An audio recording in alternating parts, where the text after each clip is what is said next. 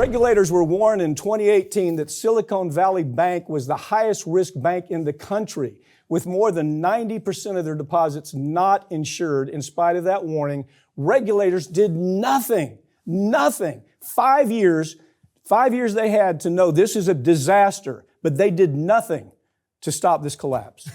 They were sitting on a document. These regulators, Congress, everybody who voted to deregulate, that literally told them Silicon Valley Bank has the most uninsured deposits. So basically the highest risk out of every bank in the country.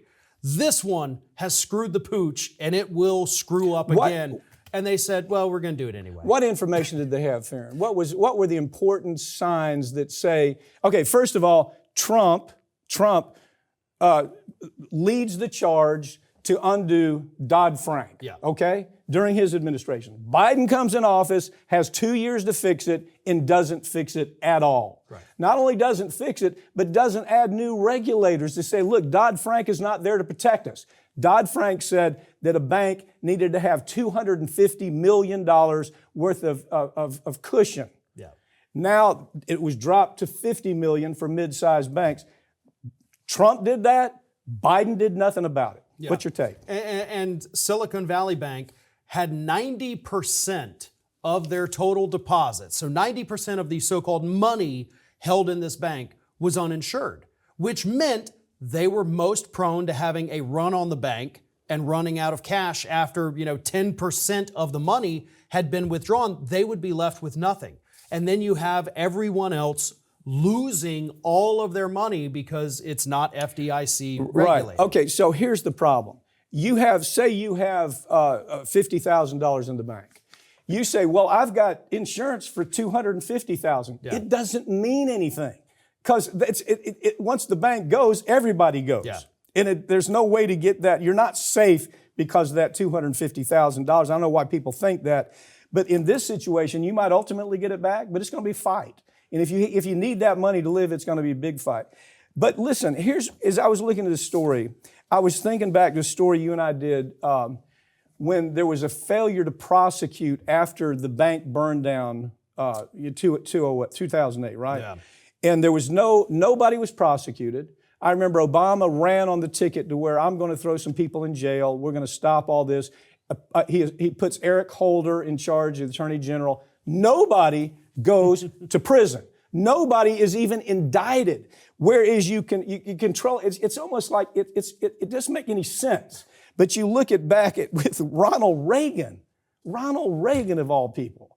He indicts 800 bankers. Most of them go to prison for the S&L crisis. This is no different. Yeah. What was happening there is it's almost a reflection exactly. I'm interested to see what this administration does. Yeah, really. And that's such a good thing. And you and I have brought that up in the past too, like as bad as Reagan was. Oh, he's terrible. At least we got bankers in jail. It was big on the news. You had all these people in these nice suits walking out in handcuffs. Right. And that's what we have to have again, because guess what? You had a little time there where the banks weren't doing all this illegal activity, doing all this risky gambling with our money. But time forgives. Clinton came in with his deregulation. Bush took it even further, and it just has snowballed from there. Well, that's right. I mean, when Clinton came in with his deregulation, that kind of opened the door, didn't it? Yeah, it did. But the point being is, as we look at this, we look at the burn down, 2008, and all of these bankers say, well, hell, this, I made a lot of money. It was good. I got multi-million-dollar bonuses. Some of these guys made $100 million bonuses during the burn down and after the burn down. Not one of them was prosecuted. So if you are this bank, this California bank, you say, well, why SVB, why wouldn't I take a chance? Why? Because I'm not going to go to jail. Yeah. I know the Biden administration is not going to put me in jail. What's your prediction? How many of them go to jail? Oh, zero. And I mean, all the money's basically just been given back to people. We know you lost it, but here's your bailout. You get everything you need. And how about the regulators? How many regulators get fired? Oh, zero. There will not be a single one. They'll get promotions, if anything. And promotions are more likely.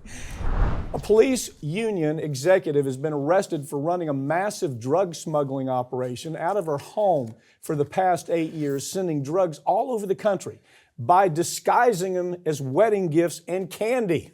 Wow. Okay. Pick the story up, please. Yeah, this is a bit of a shock here. We've got this San Jose police union executive, basically kind of at the top, overseeing the entire police union for San Jose, California. Well, it turns out that for, almost a decade at this point, she had been bringing drugs into the country and then acted as the distribution point, sending them all over the country. So she was getting drugs from China, according to the allegations, from China, from India, from all of these foreign countries, just having them shipped to her in the mail. Yeah. Well, she's using WhatsApp. I mean, she's coordinating with WhatsApp and coordinating with the police's own equipment. Right, she's using their 8 computers years. to set up her drug ring. Yeah. And it all is happening under the nose of these police officers, like you said, for 8 straight years. Yeah. And then she finally gets popped and she says, clearly it was my housekeeper that's smuggling all these drugs and sending them from my home. But her methods are becoming more and more prevalent that we're seeing with these drug smugglers. That's the story. Yeah. That's the story, isn't it? I mean, the reason we're doing this story is not because of that event that took place in California. There's this real pervasive use of a lot of creative things that are being done. Talk about a few that we've already discussed. Yeah, so she was disguising it as makeup, and what you do is you take, a pack of makeup that has different powders and colors in it, you empty that out, you replace 1 or 2 of them with a powdered drug. That way, somebody opens it up, it looks normal. She can, well, not she, but you can bake it to look like candy. That is something that we see. That was the wedding gift. Yeah. It's candy. I've got you all of these lovely chocolates, but it's actually just drugs. We're seeing them put it in shampoo bottles and lotion bottles. They're liquefying drugs to be able to send them, get them in and out of the country. It truly is massive. The ingenuity of these drug smugglers, I mean, not to give them credit, but you kind of have to because the creativity is off the charts, and we're falling behind on being able to detect them. DEA doesn't have a chance here. I mean, that's the real story. They're not funding the DEA. They're not training the DEA. They're not keeping up with time.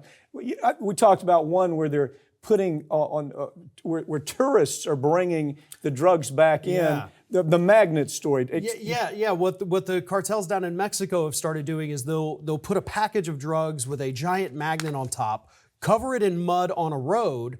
The tourist will drive over it. The magnet sticks to the bottom of the car, and most of the time, it's just your average everyday tourist. They're able to get through with no problem on the border because the bottom of the package will also be caked in mud so that it looks like, your undercarriage is dirty, you ran through mud, no problem, keep going.